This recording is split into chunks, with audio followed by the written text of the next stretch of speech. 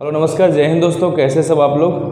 दोस्तों आपने कोई भी जब गवर्नमेंट के एग्ज़ाम दिए होंगे, चाहे वो एसएससी हो, चाहे वो पीएससी हो या व्यापम हो या जो भी यूपीएससी हो या फिर डिफेंस एग्ज़ाम हो, तो किसी भी एग्ज़ाम में एक क्वेश्चन आपने बहुत कॉमन देखा होगा कि वो आइलैंड के ऊपर क्वेश्चन पूछते हैं। भारत से हट करके जो क्वेश्चंस आते हैं, जो इसमें आपको या तो अंडमान निकोबार के आइलैंड के बारे में पूछा जाएगा या तो आपको लक्षद्वीप या फिर जो अरब सागर में जो कि आइलैंड्स हैं उनके बारे में पूछा जाता है। तो आज बंगाल के खाड़ी में जितने भी आइलैंड्स स्थित हैं उनके बारे में आज हम लोग आपको इस वीडियो के माध्यम से बताएंगे और वो हर एक क्वेश्चन की जानकारी देंगे जो इससे संबंध में आपके एग्ज़ाम में आता है।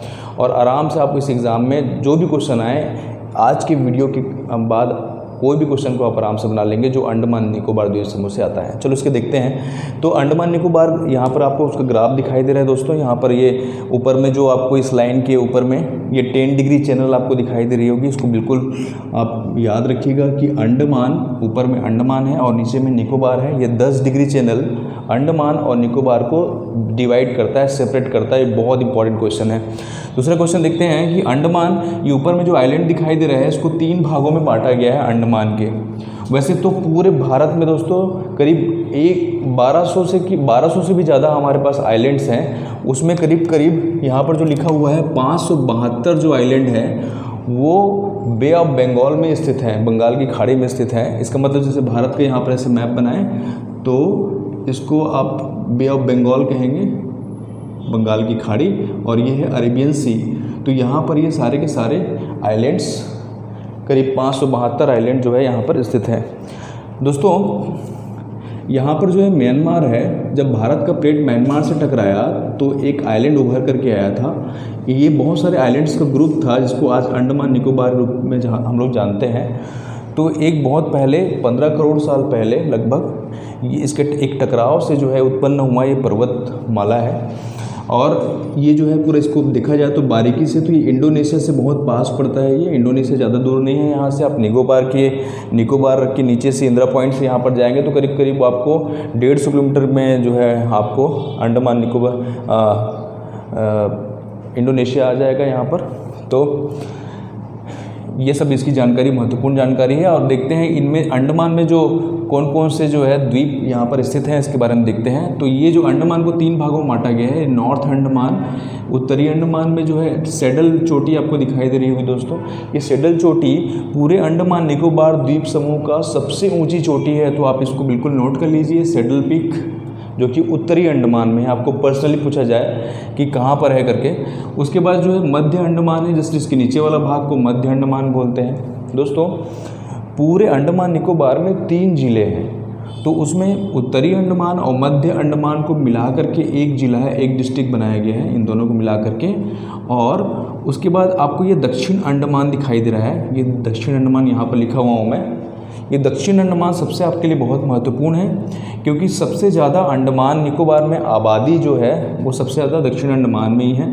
और यहाँ पर जो है अंडमान निकोबार की राजधानी, जिसे हम पोर्ट ब्लेयर कहते हैं, वो इसी दक्षिणी अंडमान में स्थित है। आपसे क्वेश्चन पूछा जाए कि अंडमान के कौन से भाग में पोर्ट ब्लेयर स्थित है, तो वो दक्षिणी अंडमान में पोर्ट ब्लेयर इसकी राजधानी स्थित है। और यदि इन सब के बारे में पूछा जाए, सभी आइलैंड में सबसे ज़्यादा पॉपुलेशन कहाँ है, तो वो दक्षिणी अंडमान में ही है। दोस्तों अभी इसके पास में कुछ एक हैवलॉक नाम का आइलैंड है। आप यहाँ पर देखिए, बहुत इंपॉर्टेंट क्वेश्चन है। हैवलॉक आइलैंड, जिसको आज की डेट में हम लोग स्वराज द्वीप कहते हैं, और नेल आइलैंड जो है जिसको शहीद द्वीप का नाम दिया गया है। तो स्वराज द्वीप और शहीद द्वीप कहाँ पर स्थित है, ज़रूर आपने कोई भी एग्ज़ाम दिलाया होगा, चाहे एसएससी का, उसमें ज़रूर देखे होंगे आप।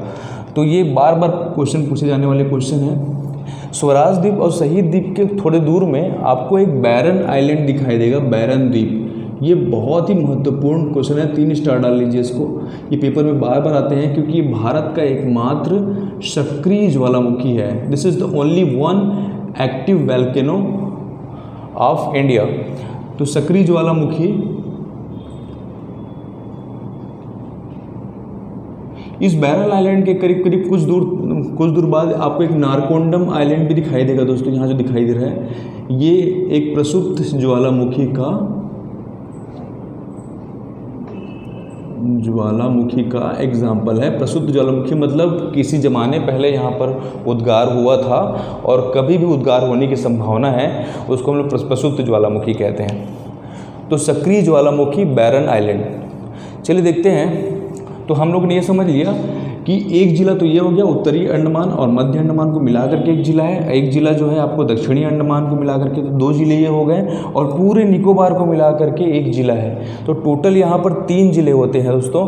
जैसे कि यहाँ पर लिखा हुआ है कि यहाँ पर टोटल 3 ज़िले हैं और 1 लोकसभा सीट है। यहाँ पर 1 लोकसभा सीट है और इसको ये आइलैंड जो है यहाँ पर जो लिखा हुआ है सबसे बड़ा है। आखिर सबसे बड़ा क्या है? तो जितने भी हमारे पास यूनियन टेरिटरीज़ हैं या केंद्र शासित प्रदेश हैं, उन केंद्र शासित प्रदेशों में सबसे बड़ा क्षेत्रफल के हिसाब से देखा जाए तो सबसे बड़ा केंद्र शासित प्रदेश अंडमान निकोबार द्वीप समूह ही है। उसके बाद जो है यहाँ पर उपराज्यपाल जो है यहाँ पर वर्तमान में भी देवेंद्र जोशी है। उपराज्यपाल क्यों होते हैं? क्योंकि आपको पता होगा कि जितने भी यूनियन टेरिटरीज़ हैं, केंद्र शासित प्रदेश हैं, वहाँ पर उपराज्यपाल होते हैं और जितने भी राज्य हैं वहाँ पर जो है राज्यपाल होते हैं। ठीक है। उसके बाद देखते हैं इसको, आपको पता होगा कि काला पानी इसको कहा जाता था बहुत पहले अंग्रेज। अब ऐसे इतिहास में जाएँ तो हम देखते हैं कि इस पर्टिकुलर जगह पर पहले भारत में एक चोला डायनेस्टी हुआ करती थी, चोल साम्राज्य हुआ करता था, उसके अंदर में था ये। बाद में जो है अंग्रेज़ों और अंग्रेज़ों और डच लोगों के कब्ज़े में भी ये रहा है बहुत लंबे समय तक। तो इस तरह से यहाँ पर विदेशियों का भी काफ़ी लंबा चौड़ा वर्चस्व रहा है। अंग्रेज़ों के कब्ज़े में था ये, तो अंग्रेज़ जो है लोगों को जब सज़ा मिलती थी तो कुछ खतरनाक, जो उनके नज़र में जो खतरनाक यहाँ पर के क्रांतिकारी होते थे, उनको जो है ये पोर्ट ब्लेयर भेज देते थे। और पोर्ट ब्लेयर में ही एक सेलुलर जेल था जो कि जिसको उन लोग काला पानी भी बोलते थे, क्योंकि यहाँ पर एक बार जाने के बाद दोबारा वो वहाँ से कोई इंसान लौट नहीं पाता था। तो ये सेलुलर जेल भी आपके दक्षिणी अंडमान में ही स्थित है। ठीक है। चलिए देखते हैं। यहाँ पर एक पॉइंट लिखा हुआ है दोस्तों कि 30 दिसंबर 1943 को नेताजी ने यहाँ पर तिरंगा फहराया था। तो आप लोगों को पता है कि नेताजी ने आज़ाद हिंद फौज की स्थापना की थी और यहाँ पर उन्होंने काफ़ी लंबा समय बिताया और यहाँ पर झंडा भी फहराया था उन्होंने 30 दिसंबर को। तो ये 30 दिसंबर को बहुत उत्सव के रूप में ये लोग आज भी जो है 30 दिसंबर का दिन को बहुत उत्सव के रूप में मनाते हैं। उसके बाद अब इसके बाद देखेंगे कि कौन सा आइलैंड इसके पास में है। तो ये यहाँ पर देखिए कि रॉस आइलैंड आपको दिखाई दे रहा है। तो रॉस आइलैंड को वर्तमान में नेताजी सुभाष चंद्र बोस द्वीप रख दिया गया है, क्योंकि यहाँ पर नेताजी सुभाष चंद्र बोस जो है रुके थे लंबे समय तक। तो 3 द्वीपों का नाम आप याद रखेंगे, नेताजी सुभाष चंद्र बोस द्वीप, स्वराज द्वीप और शहीद द्वीप। ये आपके एग्ज़ाम में आने वाले बहुत महत्वपूर्ण क्वेश्चन। अब उसके बाद देखते हैं ये छोटा अंडमान आपको 4 नंबर का दिखाई देगा। उसके बाद ये 10 डिग्री चैनल इसको सेपरेट करती है। उसके बाद जो नीचे कई सारे छोटे छोटे आइलैंड हैं और एक बड़ा आइलैंड है, इन सबको मिला करके निकोबार कहते हैं। इसको कहते हैं निकोबार। निकोबार में याद है कि कार निकोबार आता है, उसके बाद कमोटा, उसके बाद कच्छल और छोटा निकोबार।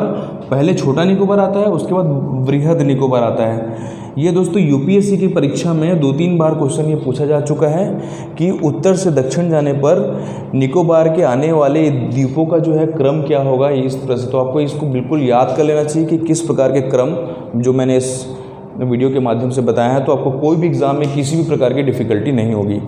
तो सबसे जो बड़ा इसमें का दोस्तों आइलैंड है वो है निकोबार, वृहद निकोबार का। तो वृहद निकोबार आपको दिखाई दे रहा है। ये वृहद निकोबार के सबसे नीचे वाला जो पॉइंट है उसको इंदिरा पॉइंट कहते हैं, जो कि भारत का सबसे दक्षिणी बिंदु है, साउथेस्ट पॉइंट है।